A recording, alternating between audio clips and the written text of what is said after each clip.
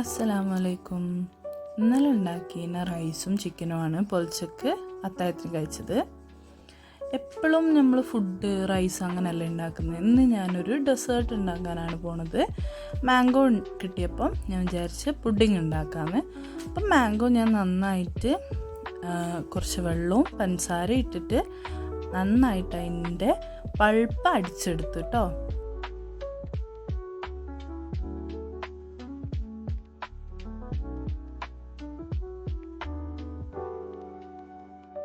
നല്ല ഫൈനായിട്ട് അത് അരച്ചിട്ട് കിട്ടിയിട്ടുണ്ട്. ഇനി നമുക്ക് വേണ്ടത് ഫ്രഷ് ക്രീമാണ്. ഈ ഫ്രഷ് ക്രീം ഒന്ന് ബീറ്റ് ചെയ്തെടുക്കണം. ഞാൻ ഹാൻഡ് വിസ്കാണ് യൂസ് ചെയ്യണത്. അത് വെച്ചിട്ട് കുറച്ചൊന്ന് സ്റ്റിഫായപ്പോൾ ഞാൻ അതിലേക്ക് നേരത്തെ നമ്മൾ പഞ്ചസാരയൊക്കെ ഇട്ട് അടിച്ച് വെച്ച പൾപ്പില്ലേ, അത് ഇതിലേക്ക് ആഡ് ചെയ്ത് കൊടുത്ത്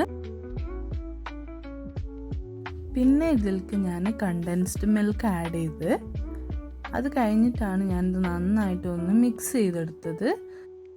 ഈ മിക്സ്ചറാണ് നമ്മൾ പുഡിങ്ങിൻ്റെ ഒരു ബേസായിട്ട് യൂസ് ചെയ്യാൻ പോണത്. ഇത് നല്ലോണം മിക്സ് ആയി കഴിഞ്ഞിട്ട് നമുക്ക് അടുത്ത ബേസിനുള്ള കസ്റ്റർഡ് വെച്ച് റെഡിയാക്കിയിരുന്നു. അതിൽക്കും നമ്മൾ നേരത്തെ പ്രിപ്പയർ ചെയ്ത ഫ്രൂട്ടിൻ്റെ പൾപ്പ്, മാംഗോ പൾപ്പ് ആഡ് ചെയ്ത് കൊടുത്തിട്ട് ഒന്ന് മിക്സ് ചെയ്ത് വെക്കും. പിന്നെ കുറച്ചും കൂടി മാംഗോ പൾപ്പ് ബാക്കി ഉണ്ടായിരുന്നു കേട്ടോ.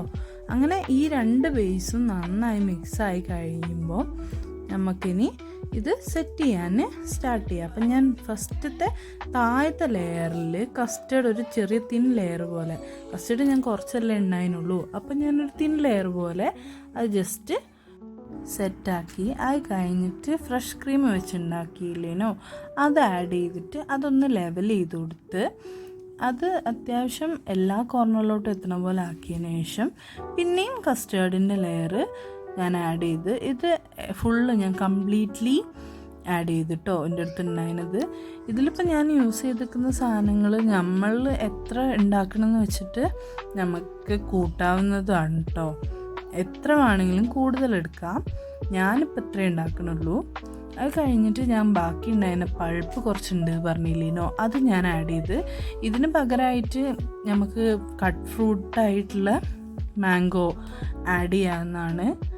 അത് കഴിഞ്ഞിട്ട് ഞാൻ ഏറ്റവും ടോപ്പ് ലെയറായിട്ട് ഫ്രഷ് ക്രീമിൻ്റെ വെച്ചിട്ടുണ്ടാക്കിയിട്ടുള്ളത് ആഡ് ചെയ്തിട്ട് ഞാൻ അതിനെ നന്നായിട്ട് ലെവൽ ചെയ്ത് അത് കഴിഞ്ഞ് ക്ലിംഗ് റാപ്പ് ഇട്ട് ഫ്രിഡ്ജിലോട്ട് ഞാൻ റെഫ്രിജറേറ്റ് ചെയ്യാൻ വേണ്ടിയിട്ട് വെച്ചിട്ടോ. പിന്നെ ഇനി നോമ്പുറക്ക ആവുന്ന ടൈമൊക്കെ ആകുമ്പോൾ എടുക്കാം. ഇനി ഒരു ജ്യൂസാണ് ഉണ്ടാക്കുന്നത്. അതിന് ഓറഞ്ച് നല്ലോണം പിഴിഞ്ഞെടുക്കുക, അതിലേക്ക് നന്നാറി ആഡ് ചെയ്യുക, അത് കഴിഞ്ഞിട്ട് വെള്ളം ആഡ് ചെയ്ത് കൊടുക്കുക. എന്നിട്ട് അത് നല്ലോണം ഇളക്കിയിട്ടുണ്ടെങ്കിൽ ഈ ജ്യൂസ് റെഡി. പിന്നെ ഞാൻ ഉണ്ടാക്കിയത് ഒരു പൈനാപ്പിൾ ലൈമാണ്. അത് കട്ട് ചെയ്ത് വെച്ചിട്ടുള്ള പൈനാപ്പിൾ നന്നായി അരിച്ചെടുക്കുക. എന്നിട്ട് ആ ജ്യൂസിലേക്ക് ലൈം ആഡ് ചെയ്ത് കൊടുക്കുക. ഇപ്പോഴത്തെ ചൂടൊക്കെ കാരണം കൂടുതലും വെള്ളം കട്ട് ഫ്രൂട്ട്സൊക്കെ ആണ് കേട്ടോ ഞങ്ങൾ ഉണ്ടാക്കിയത്. അധികം ഹെവി ആയിട്ടുള്ള ഫുഡ് ഉണ്ടാക്കിയില്ല. പത്തിരിയും നൂൽപുട്ടും ചെറുപയർ കറിയും പിന്നെ ഒരു ചെറുകടി ഉണ്ടാക്കിയിട്ടുള്ളൂ. കൂടുതലും കട്ട് ഫ്രൂട്ട്സ് തന്നെയായിരുന്നു. പിന്നെ കടിക്ക് വേണ്ടിയുള്ള മീൻകറി ഉണ്ടാക്കിയിരുന്നു.